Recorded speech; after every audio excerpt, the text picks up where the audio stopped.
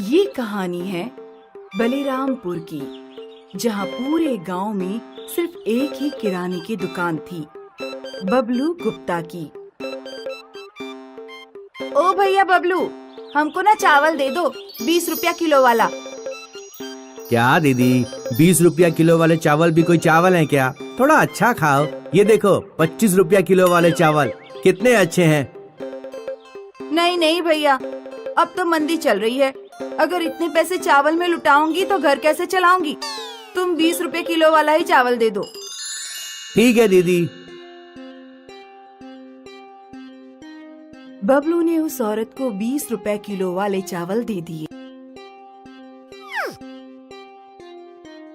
फिर कुछ दिन बाद बबलू एक होलसेलर की दुकान में गया। भैया जी, थोड़ा दाम घटा दीजिए, ग्राहक महंगे चावल तो खरीद ही नहीं रहे हैं। अब अच्छी चीज महंगी तो होती है ना। तू एक काम कर, महंगा चावल रख ही मत दुकान में, जो तेरी दुकान में बिके वही चावल रख। आपकी बात भी सही है, आप मुझे 15 रुपए वाले चावल की 2 गोनी दे दीजिए। वो होलसेलर अपने काम में लग गया। तभी उस होलसेलर के यहाँ काम करने वाला एक आदमी बबलू के पास आया। भैया, आपको सस्ता माल चाहिए ना? हाँ, तो आप एक काम करो, पीछे 2 गली छोड़कर एक बड़ा सा गोदाम है, वहाँ चले जाओ। वहाँ आपको 10 रुपए में चावल मिलेगा। 10 रुपए में? हाँ। भैया जी, आप गोनी मत निकालो, मैं अभी वापस आता हूँ। अरे अरे अरे, कहाँ चला तू? अरे चला गया ये भी। पर तब तक बबलू निकल चुका था। बबलू उस आदमी के बताए हुए रास्ते पे चल पड़ा और उसे एक बड़ा सा गोदाम मिल गया, जिसके बाहर एक आदमी बैठा था। लगता है यही वो गोदाम है। क्या चाहिए भाई? चावल चाहिए। कितने वाले हैं? 8 रुपए वाले हैं, 10 वाले हैं और 12 रुपए वाले भी हैं। वाह वाह, आप मुझे 8 और 10 रुपए वाले चावल 2-2 गोनी दे दो। ठीक है। उस आदमी ने बबलू को चावल की गुनिया दे दी। बबलू चावल की गुनिया लेकर दुकान पर आया और उसने नई गुनिया लगा दी। चावल 15 रुपए किलो और 17 रुपए किलो। 15 और 17 रुपए का दाम देखकर एक औरत वहाँ आई। बबलू भैया, आज चावल इतने सस्ते कैसे? बस ग्राहकों की मांग थी, इसलिए मैं ढूंढ कर ले आया। देखिए कितने बढ़िया चावल हैं और दाम तो उससे भी बढ़िया। हाँ हाँ, आप मुझे ये 15 वाले 10 किलो चावल दे दीजिए। ठीक है। बबलू ने 10 किलो चावल बांधे और उस औरत को दे दिए।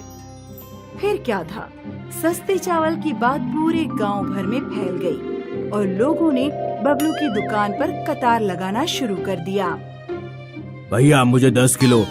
मुझे 15 किलो। शाम तक बबलू का सारा चावल खत्म हो गया था। ये हुई ना बात, एक ही दिन में इतना मुनाफा। कल जाकर और चावल खरीद लाता हूँ। अगले दिन भी बबलू ने चावल की गुनिया खरीदी, फिर दुकान पर ले जाकर बेचने लगा। आज थोड़ी भीड़ कम थी, पर बबलू का व्यापार अच्छा चल रहा था। बबलू खुश था। इस बात को 2 हफ्ते हो गए और अचानक गांव के लोग बीमार पड़ने लगे। हाय, मेरा पेट बहुत दुख रहा है। मेरा भी पेट दुख रहा है। गांव के सरकारी अस्पताल में मरीजों की लाइन लग गई। सब के सब पेट दर्द से पीड़ित थे। आखिर ऐसा क्या खाया इन गांव वालों ने जो सब बीमार हो गए? नर्स, तुम फूड डिपार्टमेंट को इन्फॉर्म करो। फूड डिपार्टमेंट के अफसर डॉक्टर से मिले। क्या खाया इन्होंने? समझ में तो नहीं आ रहा है, लेकिन लगता है इन्होंने मिलावटी चावल खाए हैं, वही प्लास्टिक वाले। प्लास्टिक वाले चावल? जी हाँ। क्योंकि गांव में एक ही किराने की दुकान थी, तो अफसर सीधे वहीं पहुंच गए। उन्होंने चावल के सैंपल उठाए। वहीं खड़े खड़े चावल के सैंपल को एक टेस्ट ट्यूब में डाला और केमिकल का कलर लाल हो गया। प्लास्टिक वाले चावल बेचता है, पकड़ो इसे। साहब, मुझे ये सब नहीं पता साहब। कहाँ से खरीदे तूने ये चावल? मैं बताता हूँ। बबलू ऑफिसर्स को उस गोदाम में ले गया। पुलिस वालों ने हर उस इंसान को पकड़ा जो उस गोदाम में काम करता था और बबलू को भी हिरासत में ले लिया। इस तरह एक प्लास्टिक चावल बेचने वाला गैंग का पर्दाफाश हो गया, लेकिन गांव वालों को इसकी भारी कीमत चुकानी पड़ी। नंदीपुर में एक ही किराने की दुकान थी जिसकी मालकिन थी नंदा। अरे रे नंदा, वो सिर्फ एक मुट्ठी धान है, अब क्या उसे भी कम करोगी? हाँ हाँ, क्यों ना करूं? ऐसे अगर दिन भर में सभी को एक एक मुट्ठी धान ज्यादा देती रही तो मेरा दिवाला ही निकल जाएगा। पूरे नंदीपुर में नंदा की कंजूसी की चर्चा हुआ करती थी। नंदा का अपने पति धानीराम पर भी दबदबा था और उनके बेटे दीपक की भी कभी कोई इच्छा पूरी नहीं हुई। पापा, अगले महीने मेरा जन्मदिन है। आपने कहा था कि आप मेरे लिए एक नई साइकिल लाएंगे। आप इस बार जरूर लाओगे ना? कोई जरूरत नहीं है नई साइकिल की, लेकिन आपने कहा था। बच्चे का बड़ा मन है तो ले आते हैं ना। नई साइकिल विकल्प बस पैसों की बर्बादी है और अभी 4 साल पहले ही तो इसे साइकिल दी थी। लेकिन माँ, 4 साल पहले मैं इतना सा था और अब मैं बड़ा हो चुका हूँ। अब मैं वो साइकिल नहीं चला सकता।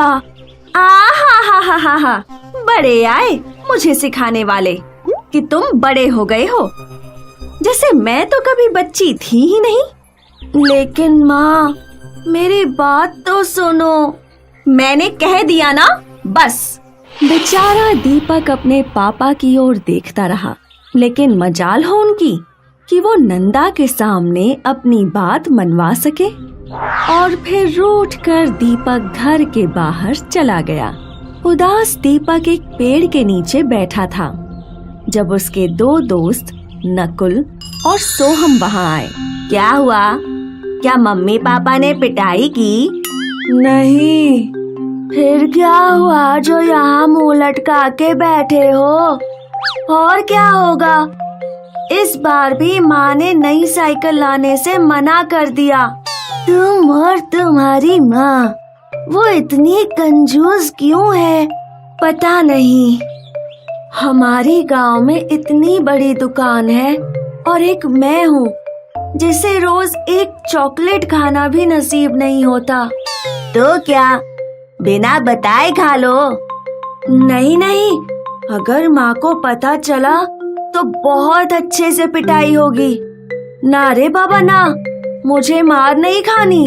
अच्छा ठीक है, ये लो, तुम मेरी टॉफी खा लो।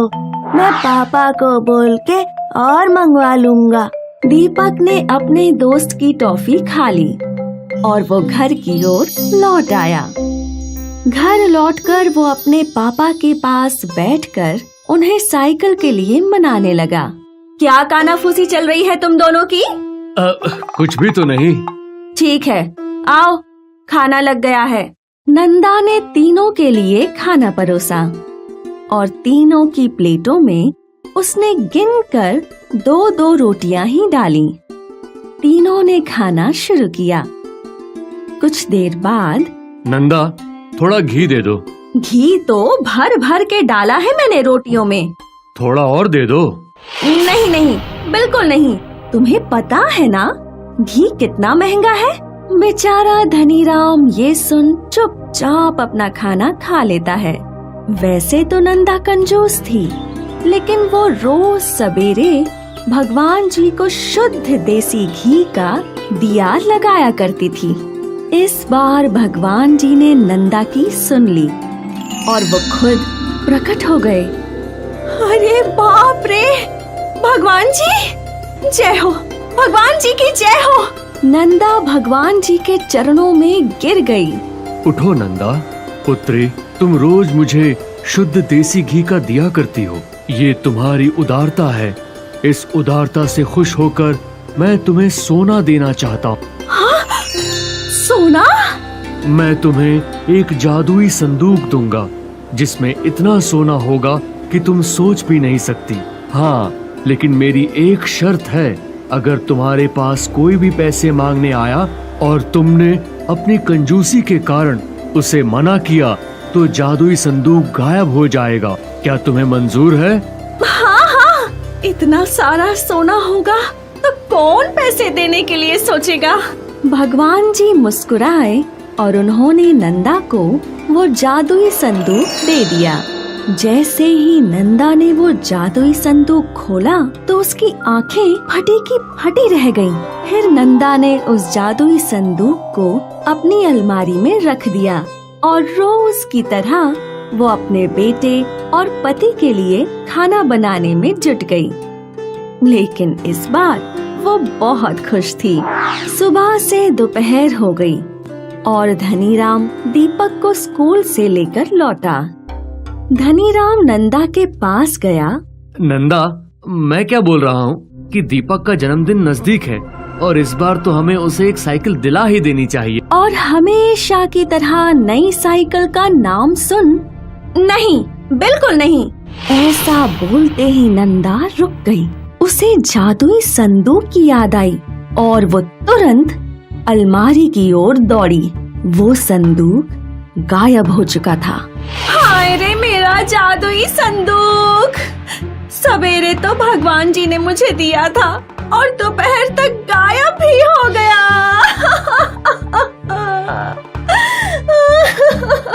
फिर नंदा ने धनीराम और दीपक को सुबह की घटना बताई और वो जोर जोर से रोने लगी। नंदा ने अपना अच्छा खासा धन खो दिया और वो भी सिर्फ अपनी कंजूसी की आदत की वजह से।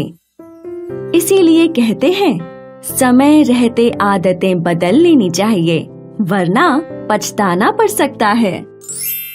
एक समय की बात है, दक्षिण भारत के एक छोटे